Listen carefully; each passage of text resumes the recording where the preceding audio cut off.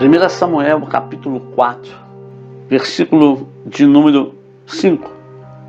E sucedeu que, vindo a arca do concerto do Senhor ao arraial, todo Israel jubilou com um grande júbilo, até que a terra estremeceu. Versículo 10. Então pelejaram os filisteus, Israel foi ferido, e fugiram, cada um para a sua tenda, e foi tão grande o estrago que caíram de Israel 30.000 homens de pé. Aleluia! Meu amado, minha amada, graça e paz, amém? Estamos diante de uma passagem tremenda. Olha, Israel vai lutar. Israel e filisteus estão ali numa luta tremenda. Então Israel fala, olha, vai pegar a arca, traga a arca, porque com a arca na frente, nós nunca perdemos uma batalha. Porque o que é a arca? A arca simbolizava a presença de Deus. Quando Moisés entrava na tenda, Deus se manifestava ali sobre o propiciatório, entre os dois querubins, e falava com Moisés face a face. Então, para Israel, a arca simbolizava a presença. Lembra quando Davi foi reinar e ele falou, eu não posso reinar sem a arca, e foi buscar a arca para colocar em Jerusalém e poder reinar com a arca, com a presença de Deus? Então havia algo muito forte expressado pela arca, e os povos inimigos ao redor de Israel sabiam disso, porque diz o texto que eu li, se você continuar lendo, versículo 6, vai dizer que os filisteus estremeceram, tremeram, quando souberam que a arca estava junto com eles no campo de batalha. Israel então chega com a arca, Israel faz júbilo, Israel pula, Israel dança, porque acredita que vai vencer a batalha, porque a arca está ali. Deixa eu falar uma coisa para você, o instrumento, o móvel, o que representava a presença estava, mas a presença real não estava. Aleluia! Você entendeu? Eu vou repetir para você, o móvel, o aparelho, o instrumento que representava a glória estava com eles no campo de batalha, mas a presença verdadeira não estava.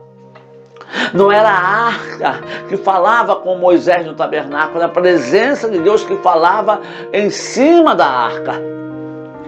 Sabe, tem muita gente que está indo lutar, ou tem muita gente que está andando carregando a arca, achando que Deus está com eles, mas Deus não está, já ficou para trás há muito tempo. Sabe por quê? Porque começaram a fazer como Israel estava fazendo na época desse capítulo 4 aqui de Samuel.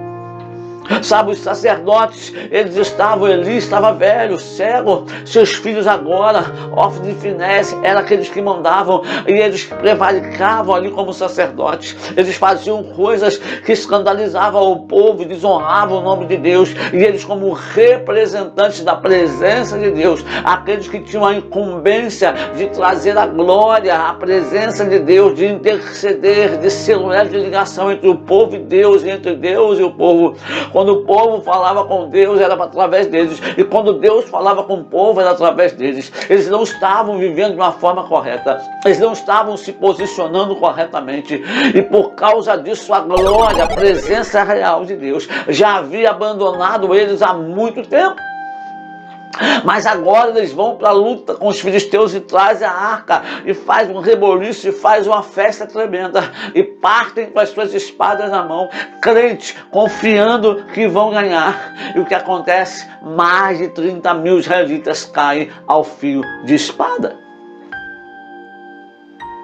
A coisa é séria.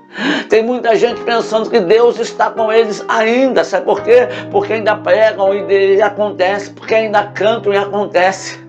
Porque ainda são carismáticos e acontece. Mas Deus já ficou para trás há muito tempo. Sabe por quê? Porque Deus não está compactuando com o tipo de vida que você está levando.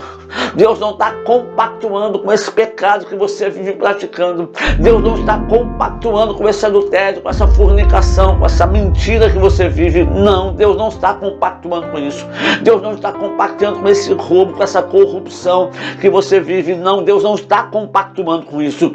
E por causa disso, meu amado, minha amada, o que acontece? A glória já ficou, você está com a arca, você está só com o móvel, você está só com a parafernália, mas a presença real, aquilo que dá vitória, aquilo que impõe, aquilo que faz acontecer, não está mais contigo. Israel perdeu, mas havia um jeito de acontecer. O arrependimento traria de volta a presença de Deus. O arrependimento sincero traria de volta o mover e o agir de Deus sobre o povo de Israel outra vez. Porque quando os filisteus souberam, eles falaram: não é esse Deus tremendo que derrubou os egípcios, que operou isso, que fez aquilo outro, eles sabiam da grandeza do poder de Deus. Mas o que eles viram ali foi só uma arca vazia da presença. Quantas arcas estão vazias? Quantas arcas estão andando para lá e para cá só com o nome de arca, mas estão vazias da verdadeira glória de Deus. Que Deus tenha misericórdia da nossa vida e que nós possamos nos colocar diante dele, realmente clamar a ele, pedir perdão, para que a verdadeira glória venha encher essa arca que está vazia. Deixa eu orar contigo. Bendito Deus e Pai, nós louvamos o seu nome, glorificamos ao Senhor nessa noite. Muito obrigado, Senhor. Derrama graça sobre o meu irmão. Bendito Deus, nós te louvamos, glorificamos o Senhor nesse momento.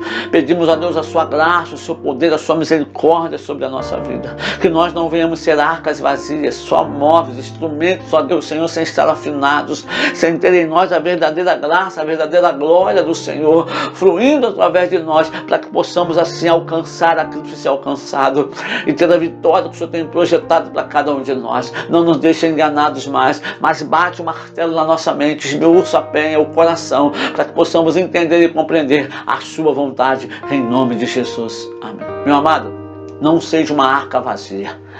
Deus te abençoe. Bom dia, vida para você.